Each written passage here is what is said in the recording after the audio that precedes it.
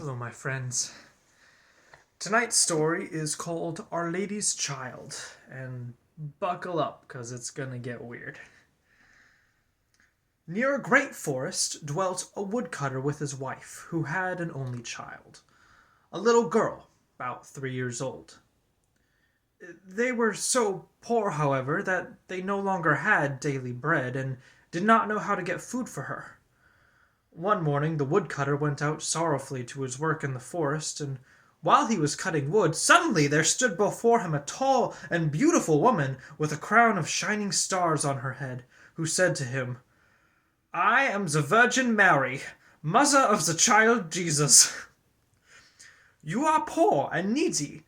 Bring your child to me. I will take her with me and be her mother and care for her." The woodcutter obeyed, brought his child, and gave her to the Virgin Mary, who took her up to heaven with her. There the child fared well, ate sugar cakes and drank sweet milk, and her clothes were of gold, and the little angels played with her. And when she was 14 years of age, the Virgin Mary called her one day and said, "Dear child, I am about to make a long journey, so take into your keepings the keys of the 13 doors of heaven. 12 of these you may open, and behold the glory which is within them. But the 13th, to which this little key belongs, is forbidden. Beware of opening it, or you will bring misery upon yourself." The girl promised to be obedient, and when the Virgin Mary was gone, she began to examine the dwellings of the kingdom of heaven. Each day she opened one of them, until she made the round of the 12. In each of them sat one of the apostles in the midst of a great light, and she rejoiced in all the magnificence and splendor, and the little angels who always accompanied her rejoiced with her. Then the forbidden door alone remained, and she felt a great desire to know what could be hidden behind it, and said to the angels, "I will not quite open it, and I will not go inside it, but I will unlock it so we can just see a little through the opening." "Oh no," said the angels, "that would be a sin. The Virgin Mary has forbidden it, and it might easily cause you unhappiness." Then she was silent, but the desire in her heart was not stilled, but gnawed there, and tormented her, and let her have no rest. And once, when the angels had all gone out, she thought, "Now I'm quite alone, and I could peep in. If I do it, no one will ever know." So she sought out the key, and when she had got it in her hand, and she put it in the lock, and when she had put it in, she turned it round as well. Then the door sprang open, and she saw there the Trinity, sitting in fire and splendor. She stayed there a while, and looked at everything in amazement. Then she touched the light a little with her finger, and her finger became quite golden. Immediately a great fear fell on her. She shut the door violently and ran away. Her terror too would not quit. Let she do what she might, and her heart beat continually, would not be still. The gold too stayed on her finger, and would not go away, no matter how much she rubbed it and washed it. It was not long before the Virgin Mary came back from her journey. She called the girl before her, and asked to have the keys of heaven back. When the maiden gave her the bunch, the Virgin looked into her eyes and said, "Have you not opened the 13th door also?" "No," she replied.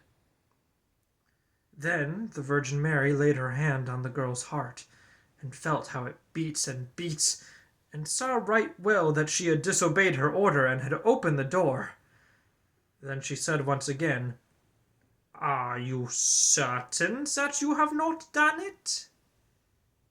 "Yes," said the girl for the second time. Then the Virgin Mary perceived the finger, which had become golden from touching the fire of heaven, and saw well that the child had sinned, and said for the third time, "Have you not done it?" "No," said the girl for the third time. Then said the Virgin Mary, "You have not obeyed me, and besides that you have lied. You are no longer worthy to be in heaven." Then the girl fell into a deep sleep, and when she awoke, she lay on the earth below, and in the midst of a wilderness. She wanted to cry out, but she could bring forth no sound. She sprang up and wanted to run away, but wherever she turned herself, she was continually held back by thick hedges of thorn through which she could not break. In the desert in which she was imprisoned, there stood an old hollow tree, and this had to be her dwelling place. Into this she crept when the night came, and here she slept. Here, too, she found a shelter from storm and rain, but it was a miserable life, and bitterly did she weep when she remembered how happy she had been in heaven, and how the angels had played for her. Roots and wild berries were her only food, and for these she searched as far as she could go. In the autumn she picked up the fallen nuts and leaves and carried them into the hole. The nuts were her food in the winter, and when snow and ice came, she crept amongst the leaves like a poor little animal that she might not freeze. Before long her clothes were all torn, and one bit of them after another fell off her. As soon, however, as the sun shone warm again, she went out and sat in front of the tree, and her long hair covered her on all sides like a mantle. Thus she sat, year after year, and felt the pain and misery of the world. One day, when the trees were once more clothed in fresh green, the king of the country was hunting in the forest, and followed a deer, and as it had fled into the thicket which shut into this part of the forest, he got off his horse, tore the bushes asunder, and cut himself a path with his sword. When he had at last forced his way through, he saw a wonderfully beautiful maiden sitting under the tree, and she sat there and was entirely covered with her golden hair down to her very feet. He stood still and looked at her, full of surprise. Then he spoke to her and said, "Who are you? Why are you sitting here in the wilderness?" But she gave no answer, for she could not open her mouth. The king continued, "Will you go with me to my castle?" Then she just nodded her head a little. The king took her in his arms, carried her to his horse, and rode home with her. And when he reached the royal castle, he caused her to be dressed in beautiful garments, and gave her all things in abundance. Although she could not speak, she was still so beautiful and charming that he began to love her with all his heart, and it was not long before he married her. After a year or so had passed, the queen brought a son into the world. Thereupon, the Virgin Mary appeared to her in the night when she lay in her bed alone, and said, "If you will tell the truth and confess that you did unlock the forbidden door, I will open your mouth and give you your speech. But if you persevere in your sin and deny obstinately, I will take your newborn child away with me." Then the queen was permitted to answer, but she remained hard and said, "No, I did not open the forbidden door." And the Virgin Mary took the newborn child from her arms and vanished with it. Next morning, when the child was not to be found, it was whispered among the people that the queen was a man-eater, and had killed her own child. She heard all this, and could say nothing to the contrary, but the king would not believe it, for he loved her so much. When another year had gone by, the queen again bore a son, and in the night the Virgin Mary again came to her and said, "If you will confess that you opened the forbidden door, I will give you your child back and untie your tongue. But if you continue in sin and deny it, I will take away with me this new child also." Then the queen again said, "No, I did not open the forbidden door." And the Virgin took the child out of her arms and away with her to heaven. Next morning, when this child also had disappeared, the people declared quite loudly that the queen had devoured it, and the king's counselors demanded that she should be brought to justice.